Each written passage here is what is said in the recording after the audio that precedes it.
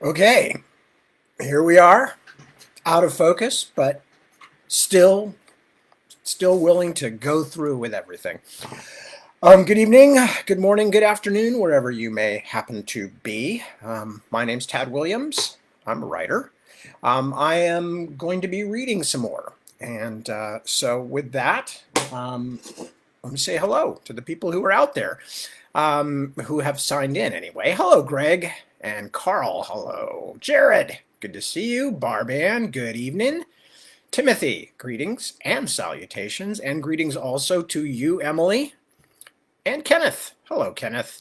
Jeremy, time to start the music, time to light the lights. Whenever I hear light the lights, I always think of the old Warner Brothers cartoon show. This is it, a night of nights, blah, blah, blah, etc. Or light the lights, this is it, the night of nights. Anyway, sorry, brief tangent there. Becca, hi, Becca.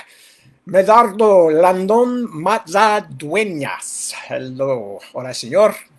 Mucho gusto verte. And Kelly, good evening, Kelly. And Nancy, hi. Good to see you too. Anyway, so here we are. For those of you who could not join me in the middle of the night, my time, 2 in the morning, I just was updating our week here at, hi, Bob. We were at our house, our pandemic paradise. We have one dog with health problems that we're dealing with. We have another dog who escaped and terrorized the neighborhood because in the storm, this is our big dog who is very scared of loud noises and weather and virtually everything. Hello, Felina. He always tries to run away from bad weather. Unfortunately, as those of us who with a slightly more sophisticated geophysical grasp on the universe know, at least in the short term, you cannot run away from weather. However, Johnny is not quite aware of this. So he tries to get away any way he can. He found a hole that had apparently been washed under a fence by the torrential rains we were having in the storm, and almost 100-mile-an-hour winds we had here and everything, and got out and barked at a bunch of neighbors, and some of them thought that he was dangerous, when in reality I suspect he was just trying to tell them, the weather's really bad, you all have to run with me, run for your lives. But they saw aggression, so we're fiddling with that, dealing with animal control and grumpy neighbors and other neighbors who are kind and supportive and whatnot. So that's been part of my week. And then, of course, I've spent the entire week deep in deadline on Brothers of the Wind, the short novel I'm working on, the Ostenard novel, which is actually supposed to come out now in like 4 or 5 months. So that's why I had to finish it quickly. Oh, look at all the other nice people who've arrived. Rookster, the Rookster, good to see ya.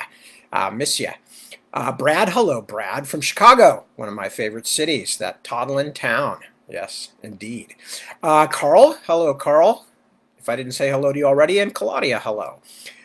So anyway, so that, all week long working on that, medicating and fetching dogs back and forth to the vets, crazy big dog getting out, and now we have to keep him inside and take him out on a leash every few hours, and he is a big dog and does not like being inside, so he's walking around making these loud groaning noises all the time. Every time he moves to a new spot in the house, he settles in with the sound like I don't know what, like a collapsing building or something, although it's also a bit whale-like at times. This kind of, it's added to by his mournful eyes, which sort of roll to look at you, with the white showing, like, you have no idea how bad things are. And then on top of everything else, it was our son's birthday, so we had to have our pandemic party under those circumstances, which always adds to the complication of things.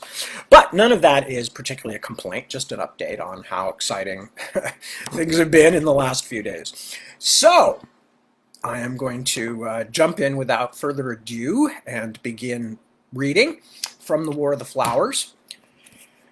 And the last time we were reading Theo had finally sat down with Caradinus Primrose, and Caradinus Primrose was a young fairy lord, currently, like Theo, sheltering out on the outskirts of Fairy with Mudbug Button, the goblin, and his revolutionaries. So Theo, meanwhile, was almost killed by Caradinus, who blames Theo's uncle, or the man that Theo thought was his great uncle, Eamon Dowd, for the fact of his sister's suffering. We had seen her earlier in the story. She's kind of almost comatose in a sanatorium. So we are just in the process of learning why Caradinus, who now knows that Theo's not actually related and therefore bears no blood responsibility for what Eamon Dowd did. But now that that has happened, Caradinus, instead of killing Theo, is explaining to him what happened. And all we've heard so far is that when Eamon Dowd, whose book Theo was carrying around with him, when Eamon Dowd first came to Fairyland, he actually made himself a friend with many of the higher fairy nobles and sort of let them make fun of him and treat him badly in order to get an in with them.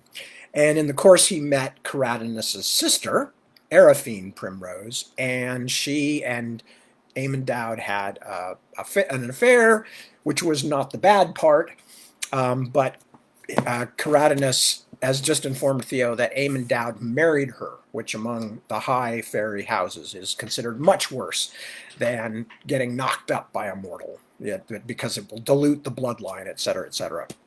So anyway, that's where we are, and that's what I'm reading, and I'm going to continue, since I spent a whole lot of time talking at the beginning of the show. Listen to me. I can't help it. I did radio for years, and it's in my blood to think of these things as shows, and I did some TV projects too. But anyway, it's not a show. It's just me reading. It's, a fwidgy little... It's my laptop with a camera sitting on top of it. So, let's not get too grandiose here. This is not exactly the Hollywood Bowl. Anyway, so this is Caradinus Primrose talking about what Dowd did. Dowd had actually been banished from Fairyland and was not supposed to be able to get back from the real mortal world. Dowd himself perhaps felt differently, but whatever the case, his banishment was mandated and carried out, although for some incomprehensible reason it apparently was not effective. These were unsettled times. The Violets were feuding with some of the other 7 families, and everyone could feel the growing likelihood of a flower war. In any case, somewhere in the early days of open and violent hostilities between the ruling families, Dowd reappeared, to our complete surprise. In truth, we did not know he had reappeared at first. We only knew that my sister was stolen right out of Primrose House. In fact, at first it was suspected to be another move in the already deadly struggle between the great houses. It was only later that we caught the lawless gang of cave trolls who had perpetrated the act, and learned that Dowd had been their ringleader, that they had delivered Arafine to him. But by the time we discovered that, it was too late. Dowd was gone again, and my sister was ruined. As the fairy fell silent, remembering, Theo wondered how much of this dramatic story was true and how much was Primrose family legend. The Eamon Dowd who wrote Theo's book might have taken great risks for love, but it was a little hard to believe he would do anything quite as criminal as this sounded. Still, Theo did not want to voice any open doubts. His relationship with this fairy lord was far too fragile. Instead, he ventured another question. I'm sorry, I'm sure this must be painful, but why do you say he was banished and came back as though that was such a surprise? I mean, he got here in the first place, didn't he? It might have been illegal or dangerous or whatever for him to come back, but it wouldn't have been that hard, would it? Primrose was still brooding, so Cumber answered, "It's the Clover effect, Theo. Remember, people Mortals and fairies can cross from one world to another, but only once each way. Once your uncle was sent back, he couldn't return. No, wasn't supposed to. Couldn't. Lord Clover and the people working with him invested a lot of powerful science to make sure that would be true. If there are loopholes, none of us has ever heard of them.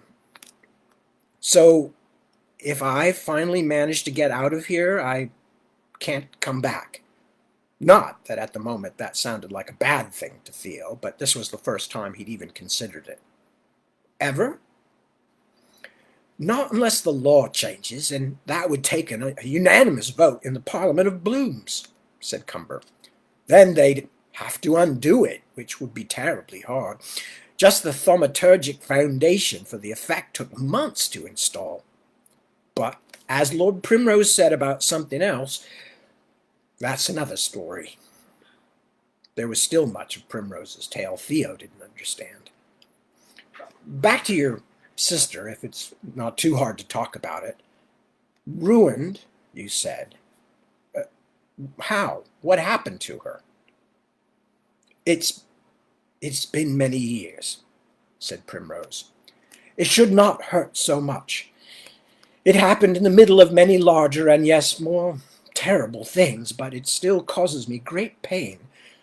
My parents never really recovered. We rescued her, you see.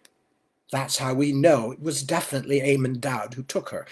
Why, his guilt is proved by more than the word of the hired kidnappers, who never actually saw his face.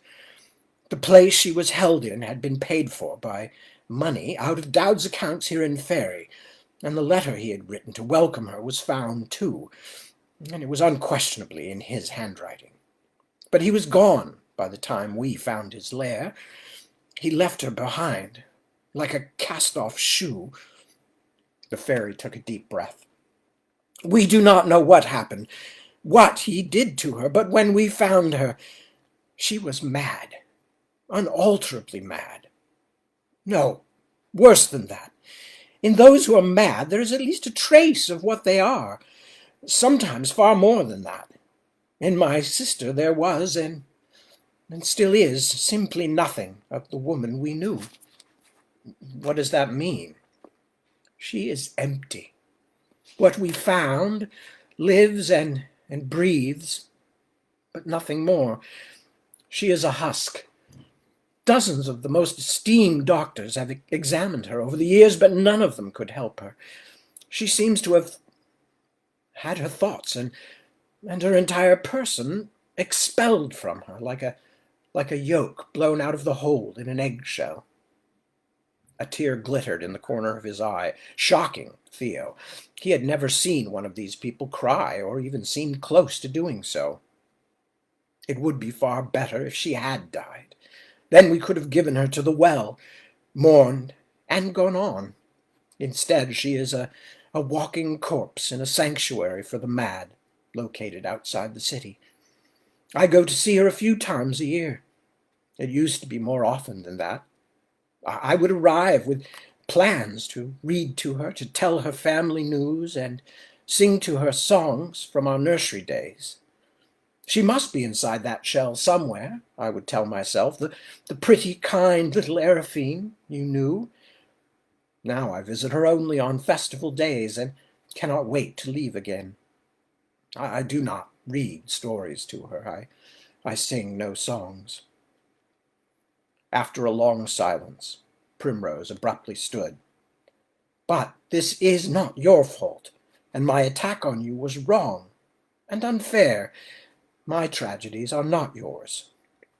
I hope we can be friends, Master Vilmos. It's Theo, remember? And I'm really, really sorry about your sister. Thank you. He gave Theo and Cumber a kind of salute. One long finger touched to his jaw, and then went out of the tent, eyes still a little shiny in the corners. Wow, said Theo after a bit. Just wow.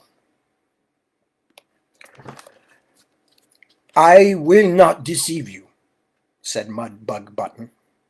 It will be dangerous for you to go, but I fear it will be even more dangerous for you to stay here.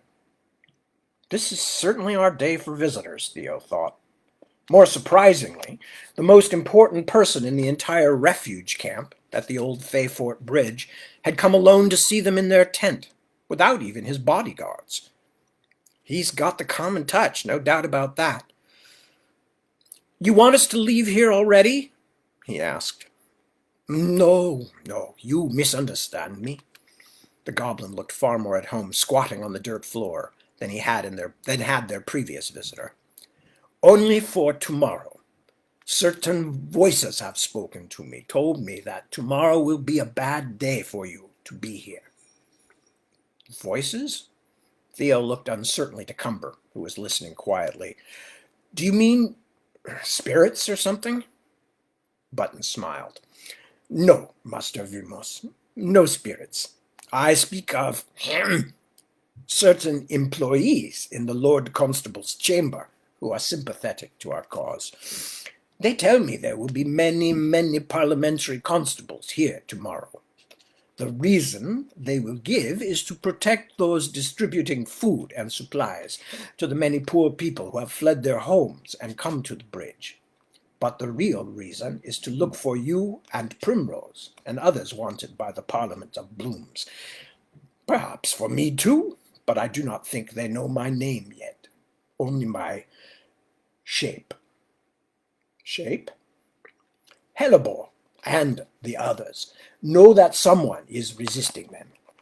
I have arranged certain events that have probably been noticed, although I flatter myself our enemies do not understand my reasons or my plans. But they will have gathered that someone is playing an opposing game to theirs. In fact, I hope you will assist me with one such small event tomorrow, thereby helping me and also keeping you out of the hands of the constables. Good Lord, what are we into here? Theo thought. What exactly do you want? Since it was almost sunset, Mistress Twinge, Coathook, and Streety Nettle had gone off to stand in the food lines, leaving Cumber and Theo the only people in the tent with the little goblin, but still Button lowered his voice. The less you know, the better, but I will tell you that Streety's accident has made him useful to me in many ways. I have put him to those sorts of uses several times already, but he must always be accompanied because he becomes confused. Last time it was to be Primrose to help him and ensure he got back to us again. But by misfortune, it was the day of Hellebore's attacks on Daffodil and the other houses. Caradinus Primrose left here as a member in good standing of the ruling elite, an extremely useful ear and eye for me among the flower clans. A few hours later, he was a wanted criminal, his family dead, their house tower besieged and then invaded by parliamentary forces. He had to flee the city center at risk of his life. Streety was left to make his way back alone through that chaos, and if not for the help of some of our sympathizers in Goblin Town. Button shook his head. But we're probably wanted too, Theo said. At least I know I am. What good will it do sending us?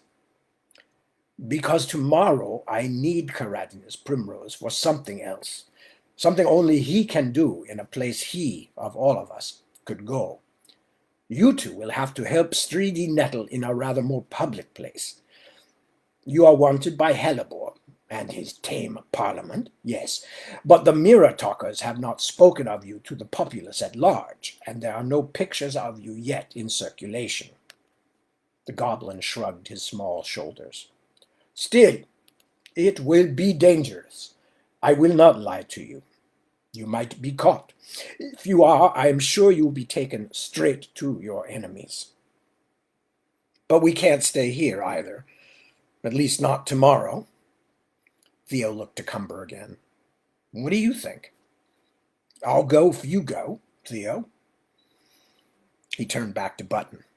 And with whatever we're doing, will it be something against Hellebore and those bastards? The goblin smiled his yellow smile. Oh, yes. And it won't hurt any innocent people? I'm not going to plant any bombs or anything. I promise you, no one will be hurt by what you do tomorrow.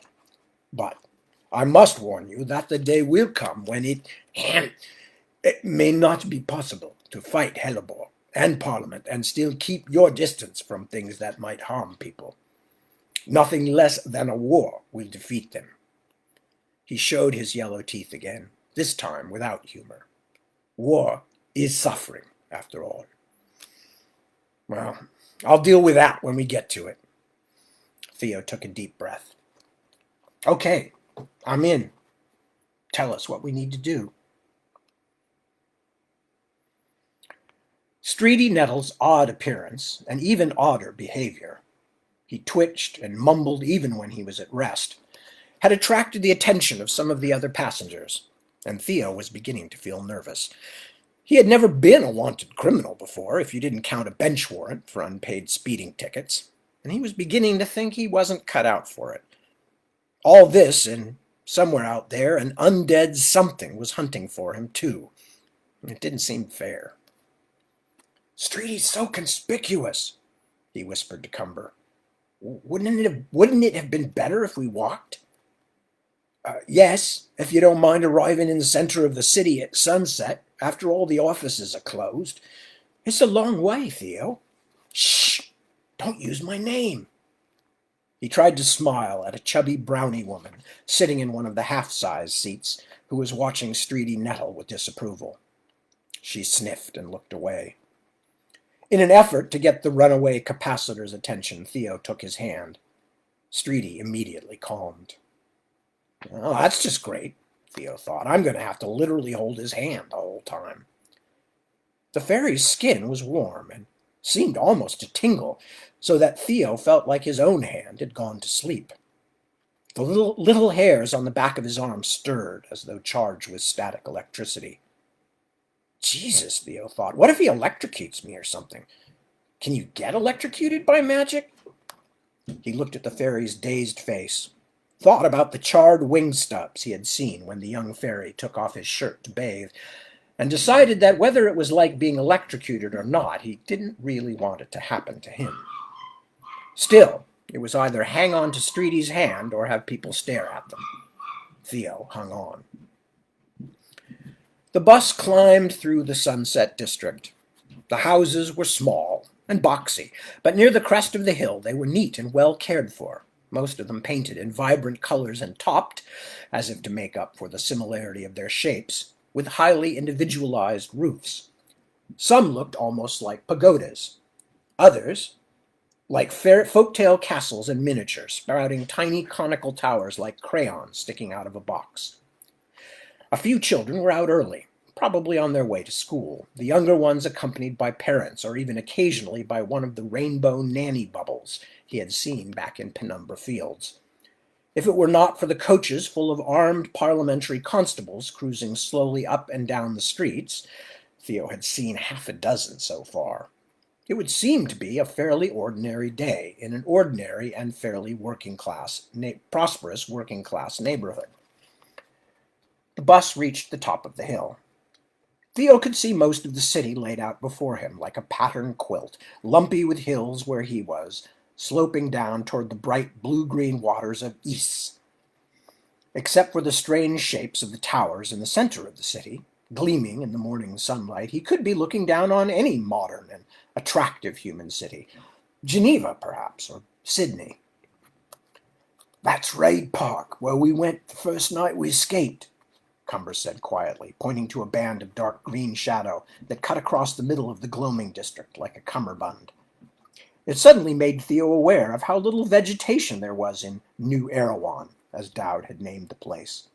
How just as in one of the human cities it resembled, the fairy metropolis had subordinated trees to houses and factories. They really have done their best to imitate us, he thought, as the bus bumped down a steep street and the city vista disappeared again behind the nearer buildings. Okay, he said. I guess I understand why we're taking the bus, but if Coathook is helping us, how come he's not here too? Uh, Button said that a goblin traveling with 3 of us might attract attention. And apparently he also needs to arrive alone for whatever part he's going to play to work properly. He's taking another bus. Theo sighed. You sound like you believe everything Button says already. Like you've joined Button's army for real. Don't you believe him, Theo? What he says about what he means to do? Sure. But that doesn't mean I believe my life is as important to him as it is to me, just for instance. What do you mean? Cumber looked around before leaning closer. He thinks you're incredibly important. He said so several times. Yes, but that's a politician talking. No, a general. He's important too, but he seems to be very casual about the possibility of some other goblins assassinating him for announcing his middle name in public, or whatever that was he did. Now Theo was leaning close too, his lips almost touching Cumber's ear. Look, Button's fighting a war. He expects there will be casualties, maybe including him.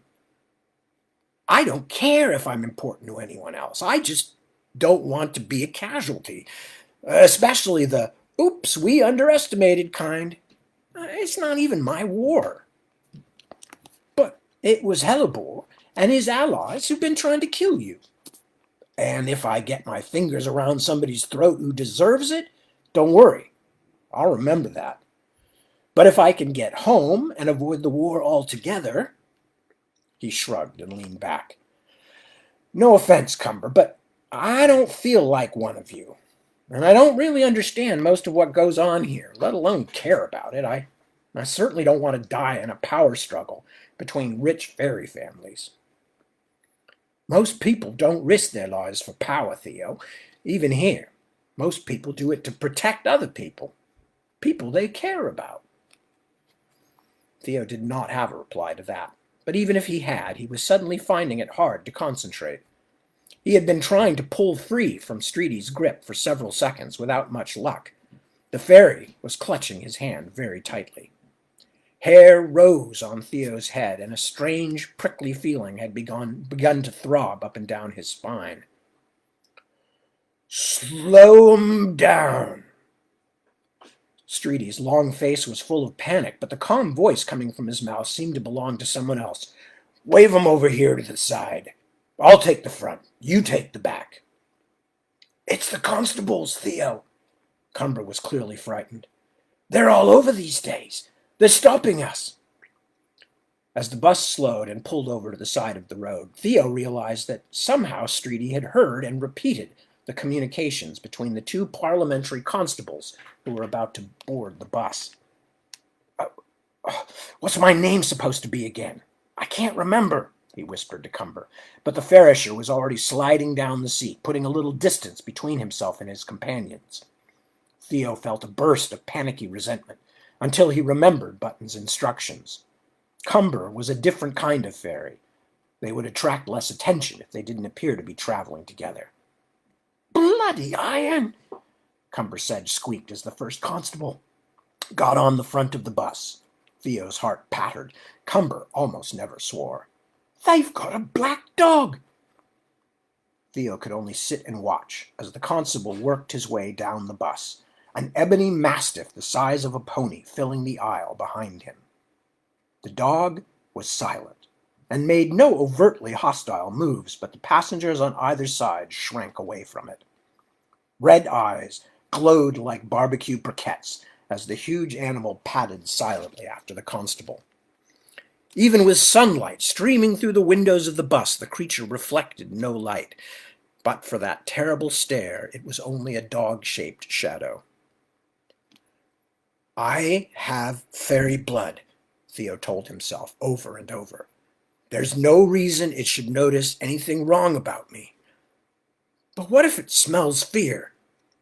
He stared at the shadowy head and decided that if it did smell fear, the dog must seldom smell anything else. He ransacked his mind for what he was supposed to say if they asked him questions, but it was horribly difficult to think with the mastiff slowly moving toward him, nose up and sniffing. Oh my God, he thought, what if Streety starts babbling radio speak again? A heavy hand fell on Cumber's shoulder, and the Farrisher jumped, which made Theo jump too. The other constable had come in through the back door of the bus and had reached them first. Identify yourself. His voice was muffled by his helmet. The mirrored visor gave him the look of a man-sized hood ornament.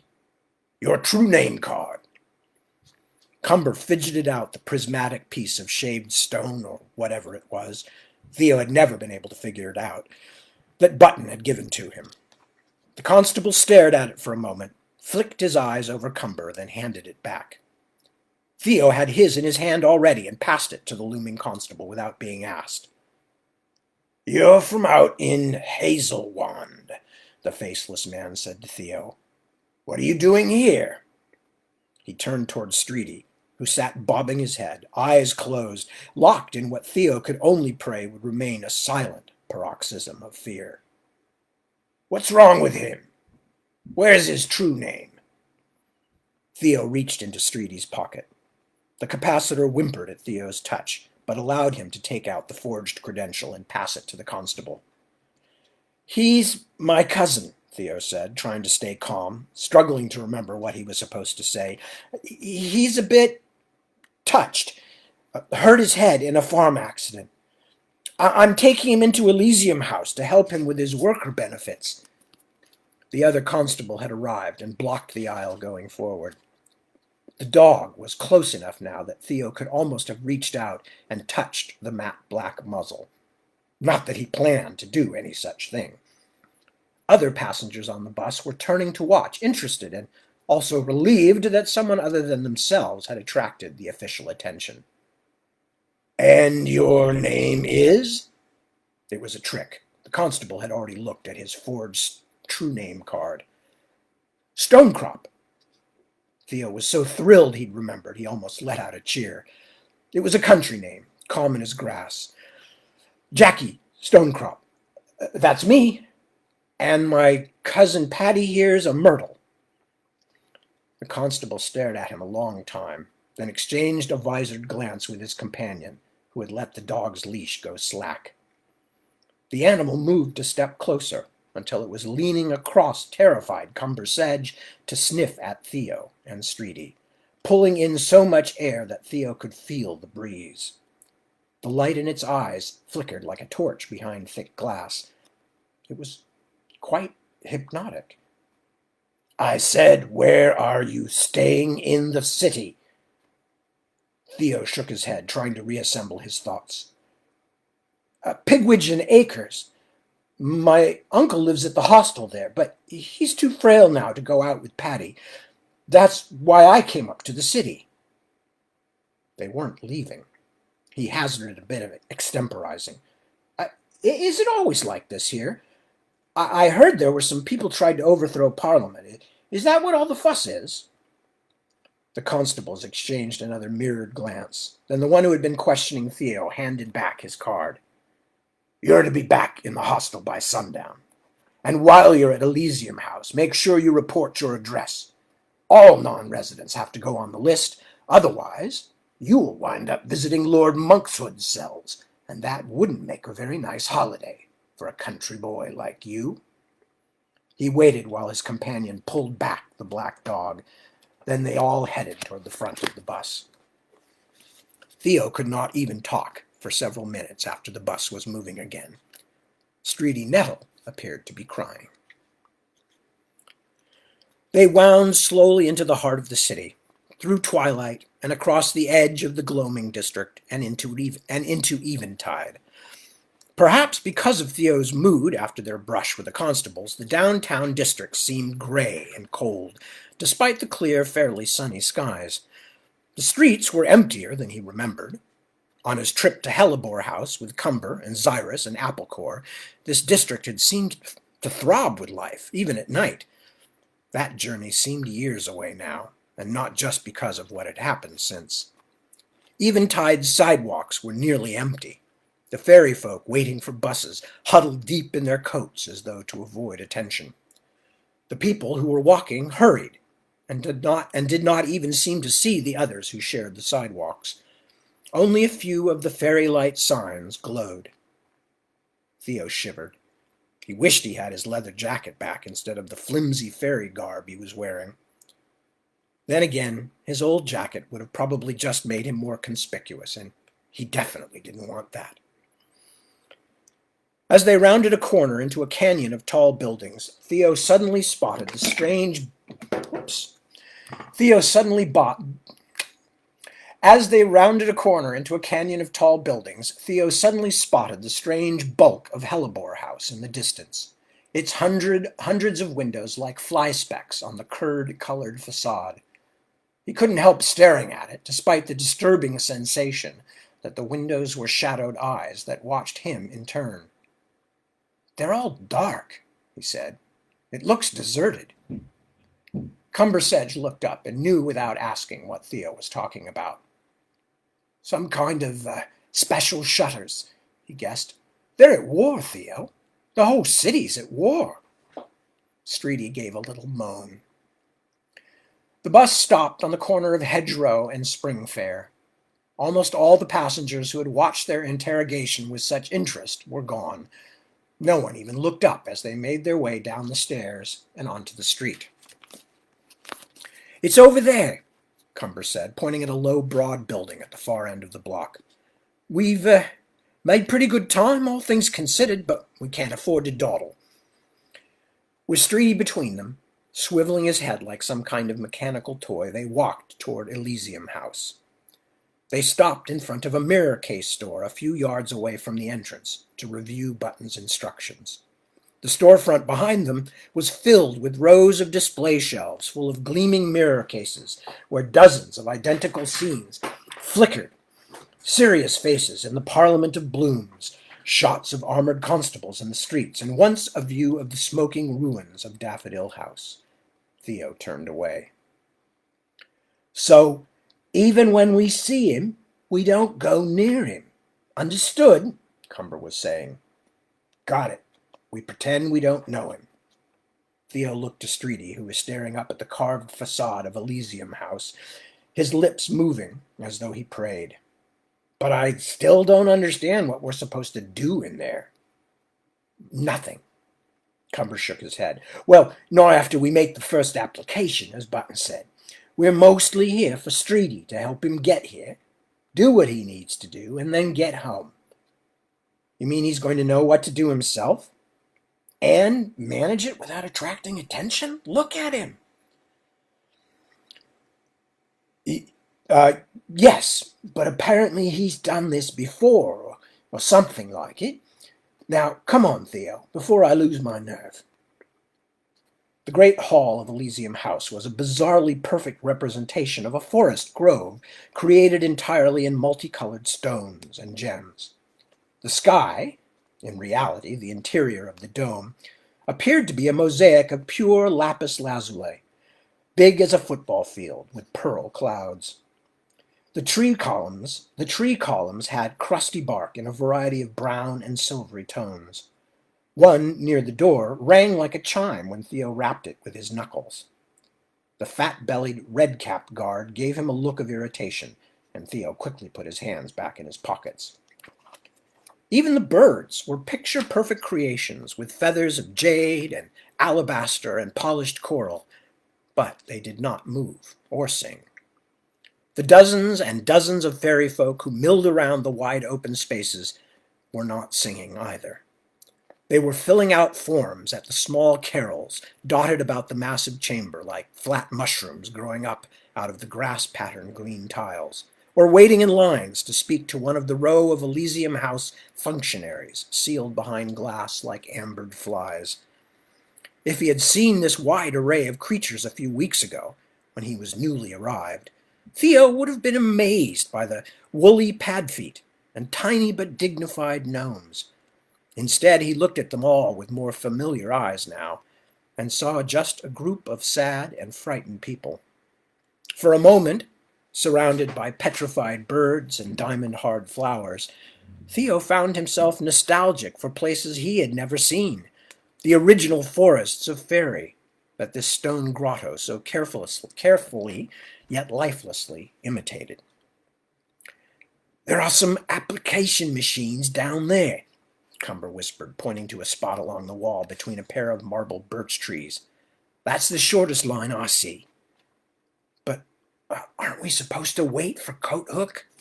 "We're supposed to be ready when he gets here, and who knows how long it will take us to get to the front of the line."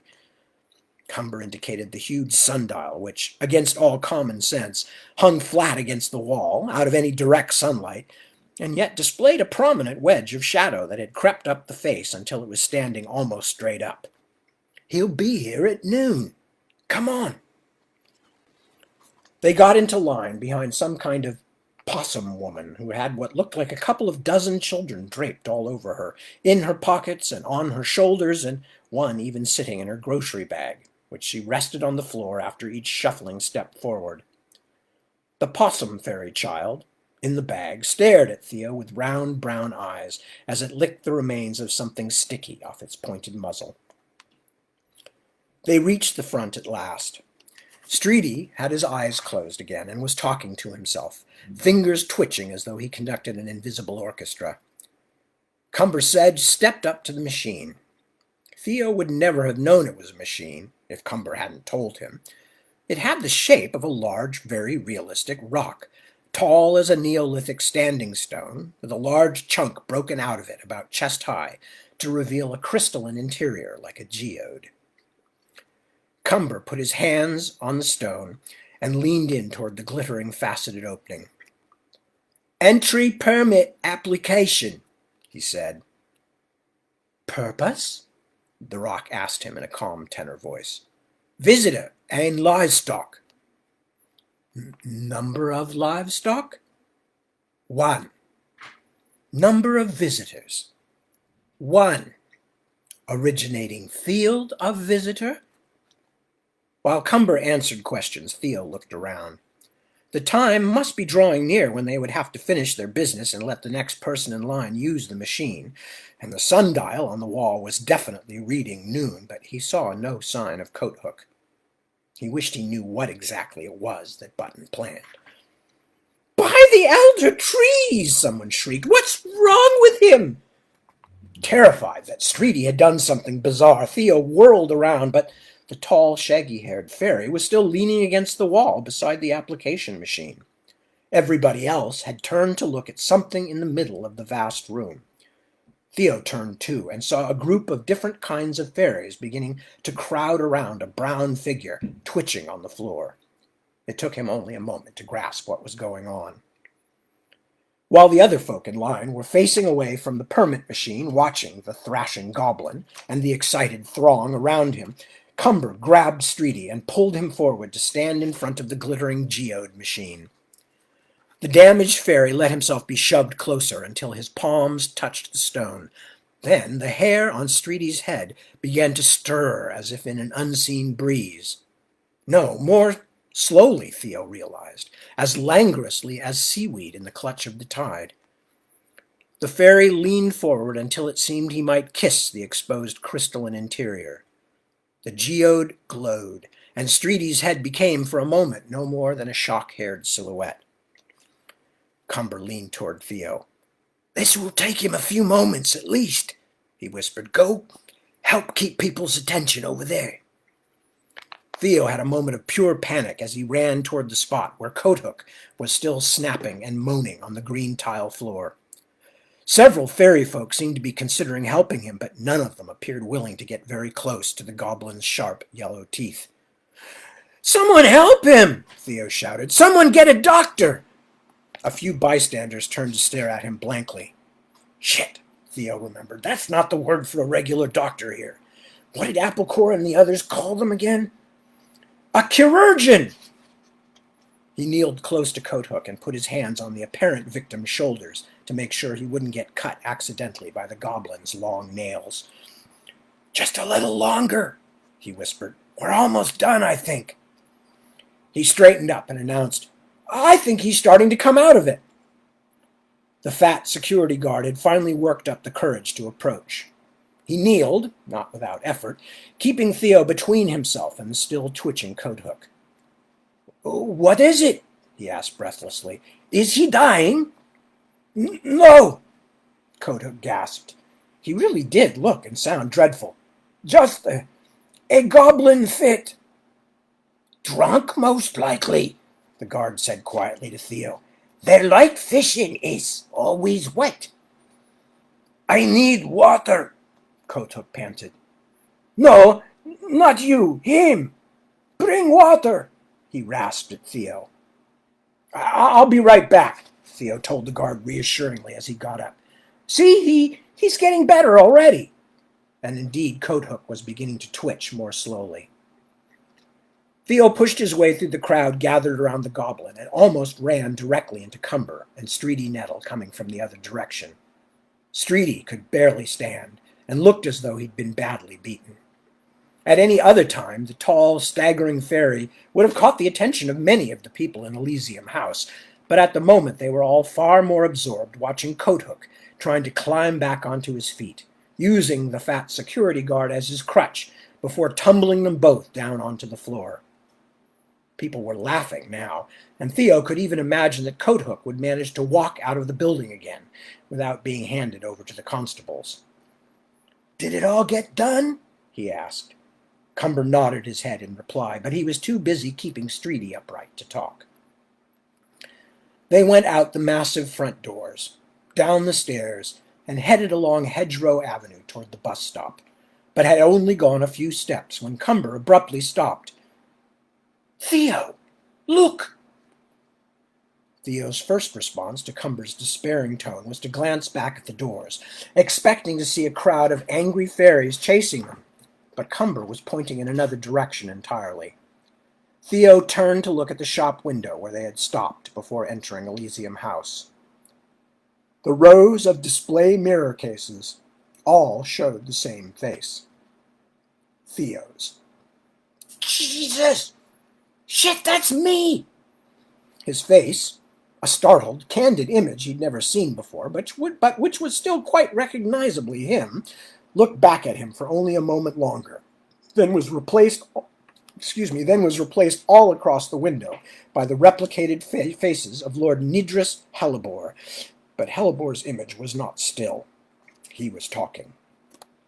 As Theo and Cumber dragged Streety Nettle forward, half hoping to block the display from the other people on the street, the viewpoint pulled back to show Hellebore sitting at a vast black desk that was empty but for two objects: a crystal vase with a single pallid flower, and a bell-shaped bottle, almost more like a specimen jar than anything else. It was hard to see what was inside, but it appeared to be moving. "What's he saying? I wish I could hear the sound." "Do you really need to?" said Cumber miserably. "It's almost certainly something to the effect of, 'We want this fellow. Bring him to us and we'll make you rich. Help him and we'll have your skin off.'" Cumber turned away from the shop window, eyes already roving up and down the street. "We have to get out of here fast, Theo. We have to get back to the bridge before someone recognizes you." But despite the chill of terror that had raced through him at the sight of his own face being broadcast across the city, the knowledge that he was not only a fugitive now, but a famous fugitive, Theo could not move from the spot.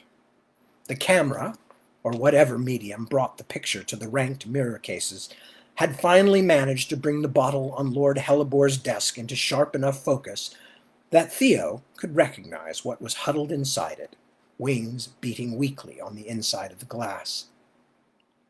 "Oh, Cumber, that's apple core. He has apple core." Chapter 32. Trendy Fungus. All the way back, he felt certain everyone on the Warstones Dockyards bus was staring at him. A few only trying to decide why he looked familiar, but others no doubt whispering into their shell phones, alerting some parliamentary tactical squad that they had spotted a wanted criminal.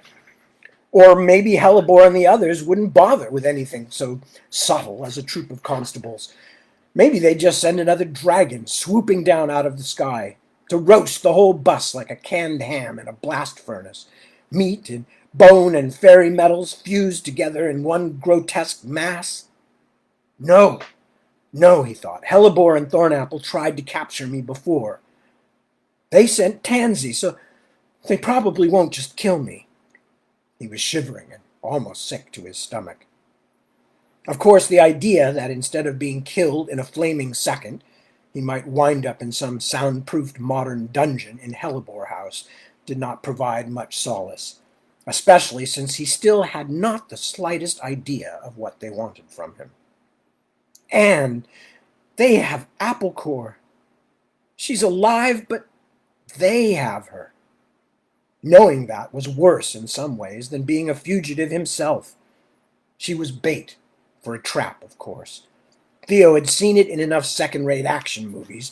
Get the hero's sidekick as a hostage, force him to enter the evil villain lair. It would have been ludicrous if it weren't so horrible when it was actually happening. Besides, what makes anyone think I'm the hero? No, if I'm smart, I won't do anything. Because I'm not some guy in a movie. I couldn't even buy groceries and make change here, let alone pull some big die-hard rescue. But that seemed too terrible to think about. How could he just leave Applecore to be, tortured? Maybe with help I could do something. He looked over to Cumber, who had not lost the shocked look on his face in the half hour or so since they had seen Hellebore's broadcast. Look at him. He really cares about her, and she didn't even save his bacon 20 times like she did with me. I bet he'd risk his life for her in a heartbeat. But what could either of them do? Cumber was a lab assistant, not a master spy or an ex-soldier. And Theo was a musician, basically. Look out, evildoers! He felt weak and miserable. Test tube boy and the man who sometimes plays the tambourine are coming for you. No, it was pretty hopeless. But did that mean that he should avoid trying, even though he would probably wind up being razored into pieces by Hellebore and some crazy fairy doctors because they thought he knew something that would help them conquer the fairy universe?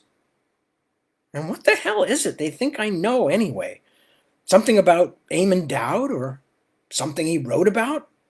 But I have his actual notebook, and nobody's been interested in it so far, except people like Cumber. If the bad guys wanted it, they could have had a maid steal it out of Daffodil House easily enough. Still, it couldn't just be a coincidence that his great-uncle had lived in Fairy, and that now Theo had been dragged here too, could it? But maybe it wasn't anything to do with the book. It certainly hadn't led him here.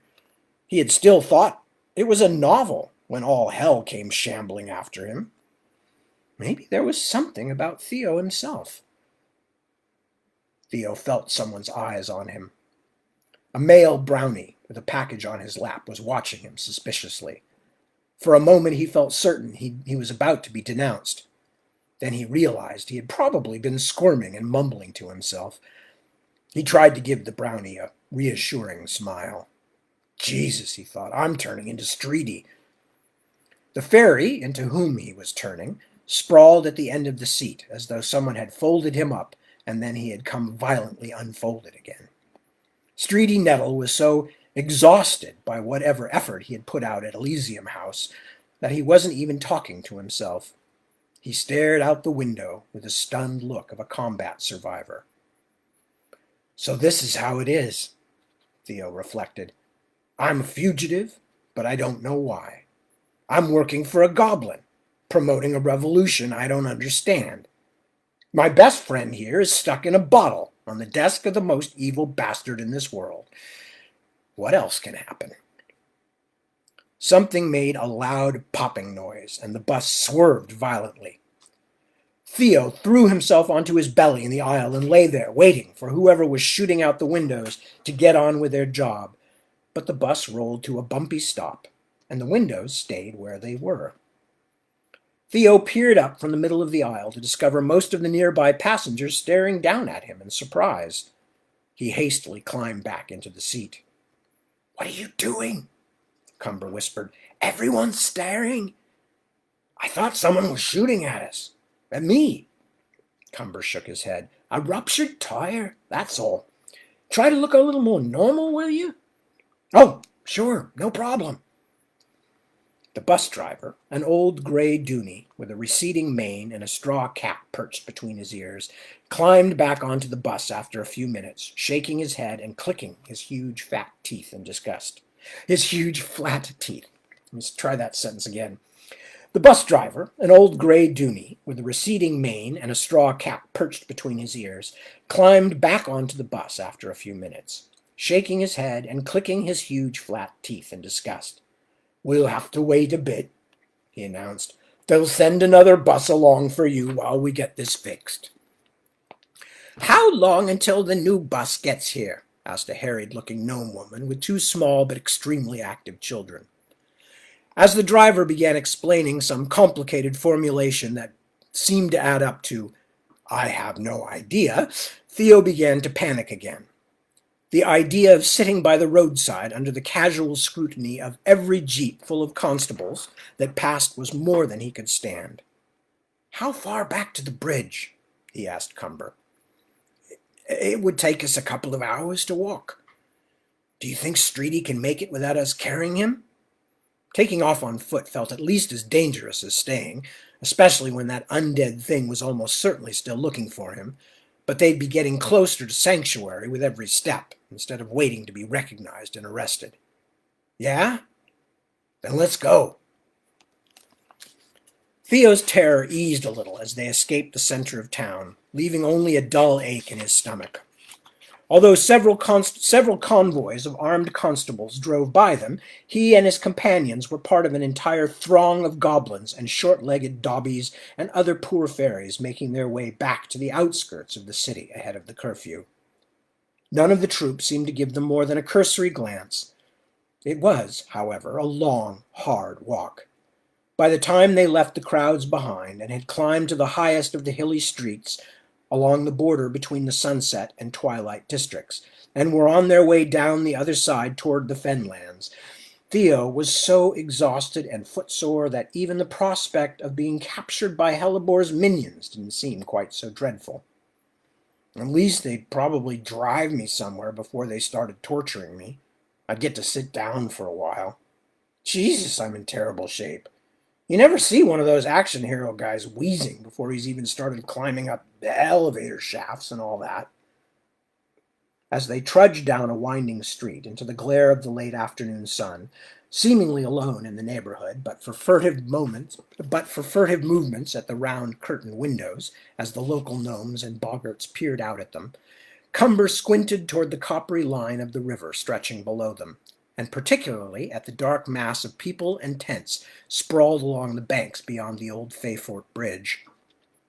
"There are a lot of coaches and trucks parked beside the camp," he announced. "Do you think it's Hellebor's soldiers?" Button had said something about an inspection, a spying mission by the Parliament of Blooms, but it had blown out of Theo's head in the confusion of the afternoon. Were they going to have to spend all night hiding in the weeds? Cumber shaded his eyes. "I don't know. There are more trucks than coaches, but they don't really look like the kind of thing that constables would be driving. Still, we'd probably better go carefully." At the bottom of the hill, they picked a more indirect path across the hilly waste ground between the edge of the city and the fens, and were fortunate enough to meet up with a party of goblins who were passing around a bottle of something as they returned to the bridge after having spent the day looking for work in the city. At first, the goblins examined Theo and the two fairies with distrust, and they did not seem to recognize Coathook's name when Cumber tried to use him as a reference. But when Theo asked them if they knew the musician Bottlecap, and demonstrated a little snatch of the song he had sung with the goblin musicians his first night in camp, they began to smile. One of them even recognized him then, laughing, and calling him the petal-head throat honker, in an almost friendly way, which Theo assumed meant something like the fairy who thinks he can sing, then offered him the bottle full of brackish liquid. Courtesy dictated he try some. It tasted like it was made out of tree moss and had a kick that made his eyes water. The goblins enjoyed his expressions and noises very much. They continued toward the bridge together, Theo and his friends now at least with the dubious camouflage of the returning laborers.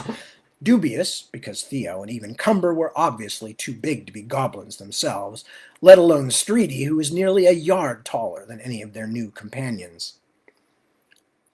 "I don't see any constables," Cumber said as they neared the bridge, "although I see quite a few civilian bodyguards around. In fact, it looks like, other than bodyguards, most of the ones I don't recognize are women. Flower folk by the look of them, or at least they're dressed too nicely to be people from the camps.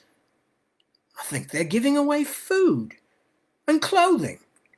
He squinted again and shaded his eyes. "And stuffed toys. Oh, man, I keep forgetting we're living in a refugee camp. Button did say something about a charity thing." Theo shook his head. I knew my life was screwed up, but I never thought I'd end up on the wrong end of a bunch of rich ladies doing good. Can we avoid this entirely? Well, if we keep circling around to the riverbank instead of going straight in past the bridge, we can probably get down into the camp without attracting too much attention. Cumber frowned. But there are a lot of people at this end of the camp. They are giving away free food, after all. The goblins had also figured out what was going on and were heading toward the bridge to investigate. Theo didn't want to go near enough to risk being recognized by any of the outsiders. Brief pause, by the way. I'm aware it's 2 after 8. I'm just going to stop sometime in the next page or so.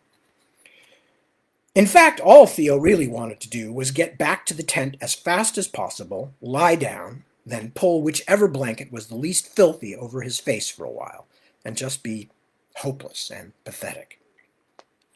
They skirted the bridge and all the activity there, but as they crossed the broad levee toward the river, Theo's attention was arrested by one of the flower women, part of a group of nearly a dozen standing on a flatbed truck as they handed down sacks of something or other.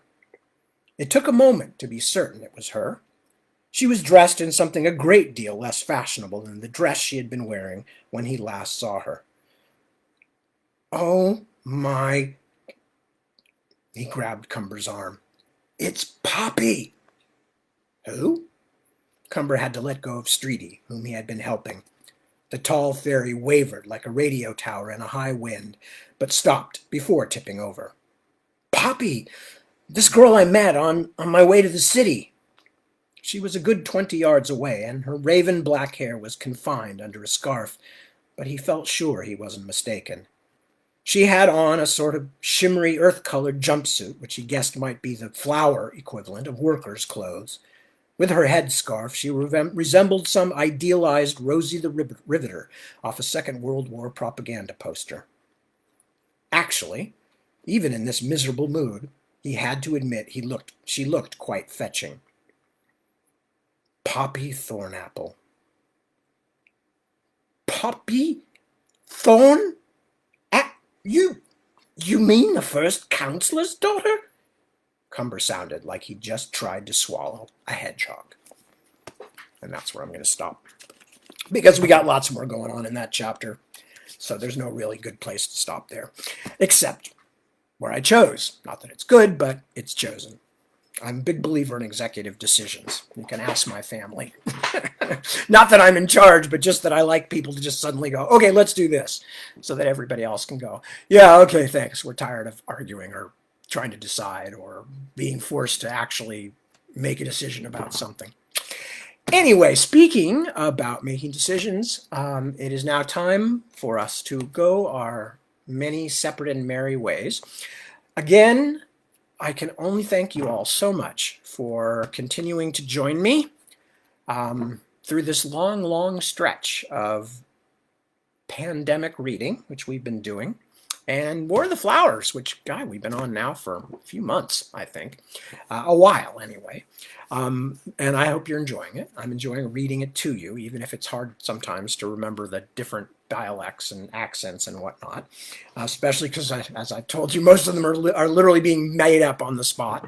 And then I have to try and not only keep doing them, but then remember the next time I pick it up, whatever ridiculous thing I was doing to try and, because all I'm really trying to do is just distinguish one from the other, so it's easier for people to remember who the characters are.